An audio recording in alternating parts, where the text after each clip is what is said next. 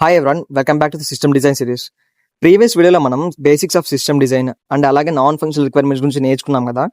ఇప్పుడు మనం system design జర్నీలో ఒక వెరీ ఇంపార్టెంట్ ఫౌండేషన్ కాన్సెప్ట్లోకి ఎంటర్ అవబోతున్నాము. అదే క్లయింట్ సర్వర్ ఆర్కిటెక్చర్. మనం daily Instagram, YouTube, Amazon, WhatsApp ఇలా చాలా అప్లికేషన్స్ యూస్ చేస్తూ ఉంటాము. కానీ మనం ఒక బటన్ క్లిక్ చేసినప్పుడు యాక్చువల్గా బ్యాక్గ్రౌండ్లో ఏం జరుగుతుంది, మన మొబైల్లో ఉన్న అప్లికేషన్కి డేటా ఎక్కడి నుంచి వస్తుంది, మన రిక్వెస్ట్ ఎక్కడికి వెళ్తుంది, ఆ రిక్వెస్ట్ని ఎవరు ప్రాసెస్ చేస్తున్నారు, డేటాబేస్తో కమ్యూనికేట్ ఎవరు చేస్తున్నారు, మళ్ళీ రిజల్ట్ మన మొబైల్కి ఎలా వస్తుంది, ఈ కంప్లీట్ కమ్యూనికేషన్ అండర్స్టాండ్ చేసుకోవాలంటే ముందుగా మనకి క్లయింట్, సర్వర్, నెట్వర్క్ అనే 3 బేసిక్ కాన్సెప్ట్స్ క్లియర్గా ఉండాలి. ఈ వీడియోలో మనం క్లయింట్ సర్వర్ ఆర్కిటెక్చర్ని 0 నుంచి వెరీ సింపుల్గా అర్థం చేసుకుందాం. So without wasting any time let's start with the most basic question. అసలు క్లయింట్ సర్వర్ ఆర్కిటెక్చర్ అంటే ఏంటి? క్లయింట్ సర్వర్ ఆర్కిటెక్చర్ అంటే ఒక సాఫ్ట్వేర్ ఆర్కిటెక్చర్ ప్యాటర్న్ అనమాట. ఇందులో క్లయింట్ అనేది రిక్వెస్ట్ ని సర్వర్ కి పంపిస్తుంది. సర్వర్ ఆ రిక్వెస్ట్ ని ప్రాసెస్ చేసి రెస్పాన్స్ ని మళ్ళీ క్లయింట్ కి పంపిస్తుంది. చెప్పడానికి చాలా ఈజీగానే ఉండొచ్చు, బట్ అండర్నీత్ చాలా వర్క్ జరుగుతుంది. అసలుకి క్లయింట్ సర్వర్ ఆర్కిటెక్చర్ ఎందుకు ఇంట్రడ్యూస్ చేశారంటే అప్లికేషన్స్ ని ఒక సింగిల్ కంప్యూటర్ లో కంప్లీట్ గా రన్ చేయడం ప్రాక్టికల్ కాదనమాట. ఎందుకంటే యూజర్ డేటా మేనేజ్ చేయాలి, బిజినెస్ లాజిక్ ఎగ్జిక్యూట్ చేయాలి, డేటాబేస్ తో కమ్యూనికేట్ చేయాలి, అథెంటికేషన్ హ్యాండిల్ చేయాలి, మల్టిపుల్ క్లయింట్స్ ని హ్యాండిల్ చేయాలి. ఇలా చాలా ఆపరేషన్స్ ని ఒకేసారి హ్యాండిల్ చేయడం కష్టం. అందుకే అప్లికేషన్ రెస్పాన్సిబిలిటీని సెపరేట్ చేశారు. క్లయింట్ సైడ్ లో యూజర్ ఇంటరాక్షన్ ఉంటుందన్నమాట, అండ్ సర్వర్ సైడ్ లో ప్రాసెసింగ్ అండ్ డేటా మేనేజ్మెంట్ ఉంటుంది. ఈ సెపరేషన్ వల్ల అప్లికేషన్ ని బిల్డ్ చేయడం, మేనేజ్ చేయడం అండ్ అప్డేట్ చేయడం ఈజియర్ అయిపోయింది. సో ఇక్కడ మనకి మెయిన్ గా 3 కాంపోనెంట్స్ ఉంటాయి. అవే client, server and network. First client గురించి చూద్దాం. క్లయింట్ అంటే యూజర్ ఇంటరాక్ట్ చేసే అప్లికేషన్ లేదా డివైస్ అనమాట.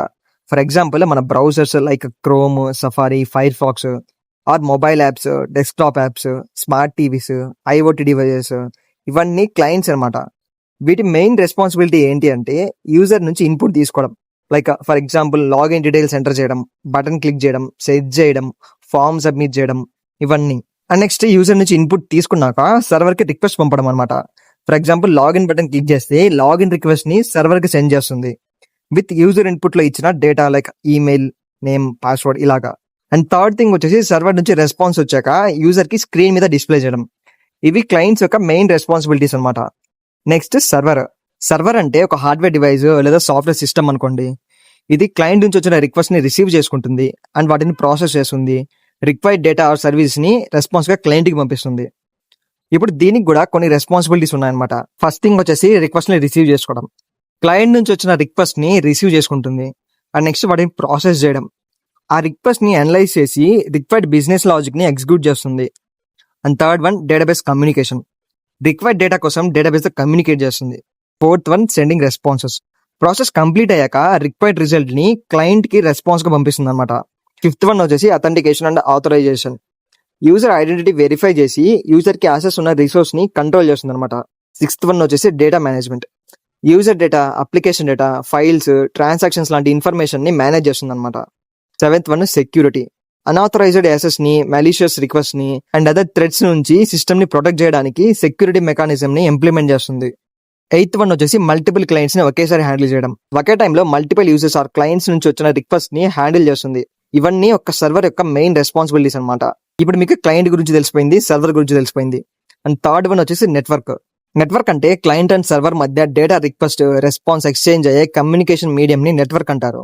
క్లయింట్ అండ్ సర్వర్ నెట్వర్క్ ద్వారా కమ్యూనికేట్ చేయడానికి ఐపీ అడ్రసెస్ మరి పోర్ట్ నెంబర్స్ యూస్ చేస్తాయి. ఈ కమ్యూనికేషన్ హెచ్టిటిపి ఆర్ హెచ్టిటిపిఎస్ లాంటి స్టాండర్డ్ ప్రోటోకాల్స్ ద్వారా జరుగుతుంది అనమాట. హెచ్టిటిపి అంటే hyper text transfer protocol. HTTPS అంటే hyper text transfer protocol secure. ఇది హెచ్టిటిపి కంటే సెక్యూర్ అనమాట. ఇప్పుడు ఈ క్లయింట్ సర్వర్ ఆర్కిటెక్చర్ కి ఒక ఎగ్జాంపుల్ చూద్దాం. ఫర్ ఎగ్జాంపుల్ క్లయింట్ ఒక రిక్వెస్ట్ పంపిస్తే అది నెట్వర్క్ ద్వారా సర్వర్ కి ట్రావెల్ అవుతుంది.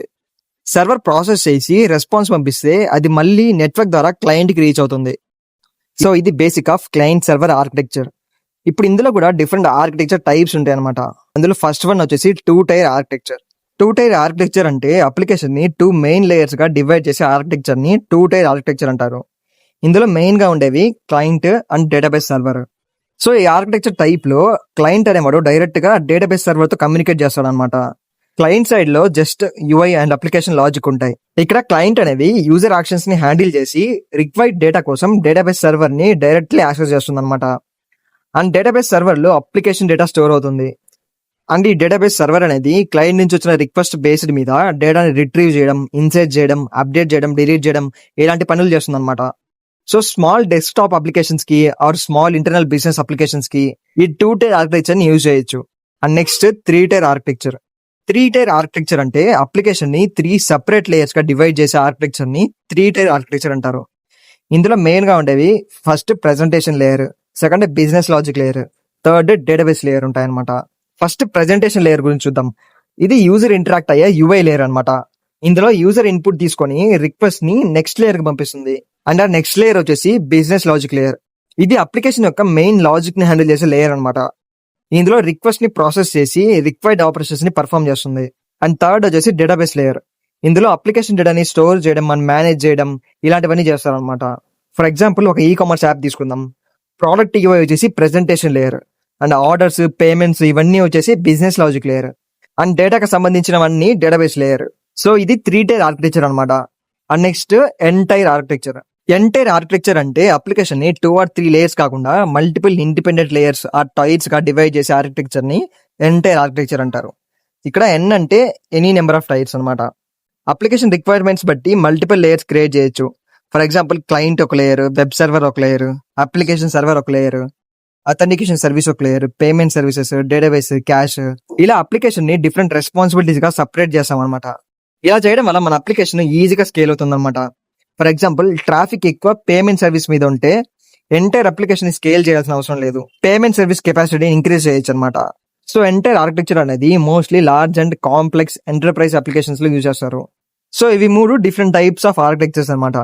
Next thin and fat clients గురించి డిస్కస్ చేద్దాం. First thin client. Thin client అంటే సర్వర్ సైడ్ లో చాలా తక్కువ ప్రాసెసింగ్ జరిగి మేజర్ ప్రాసెసింగ్ అంతా సర్వర్ సైడ్ లో జరిగితే దాన్ని థిన్ క్లయింట్ అంటారు. ఫర్ ఎగ్జాంపుల్ వెబ్ బ్రౌజర్ తీసుకోండి. వెబ్ బ్రౌజర్ మెయిన్లీ యూఐ ని మాత్రమే హ్యాండిల్ చేస్తుంది.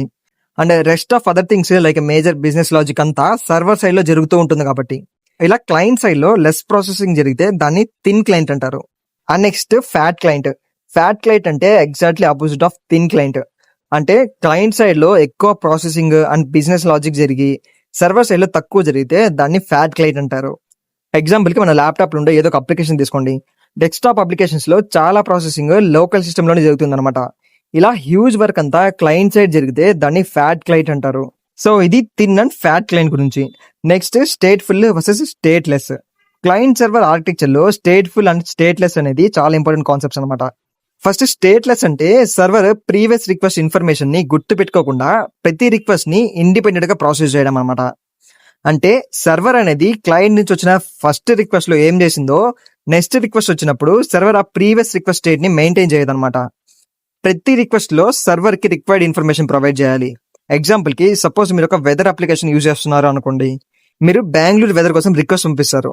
సర్వర్ ఆ రిక్వెస్ట్ ని ప్రాసెస్ చేసి వెదర్ ఇన్ఫర్మేషన్ ని రెస్పాన్స్ గా పంపిస్తుంది. ఇప్పుడు మీరు హైదరాబాద్ వెదర్ కోసం రిక్వెస్ట్ పంపితే సర్వర్ ప్రీవియస్ బెంగళూరు రిక్వెస్ట్ ని రిమెంబర్ చేసుకోవాల్సిన అవసరం లేదనమాట. న్యూ రిక్వెస్ట్ లో హైదరాబాద్ అని ఇన్ఫర్మేషన్ ఉంటుంది కాబట్టి సర్వర్ దాన్ని ఇండిపెండెంట్లీ ప్రాసెస్ చేస్తుంది అనమాట. సింపుల్ గా చెప్పాలంటే సర్వర్ అనేది ప్రీవియస్ రిక్వెస్ట్ గుర్తుపెట్టుకోదు. And next stateful.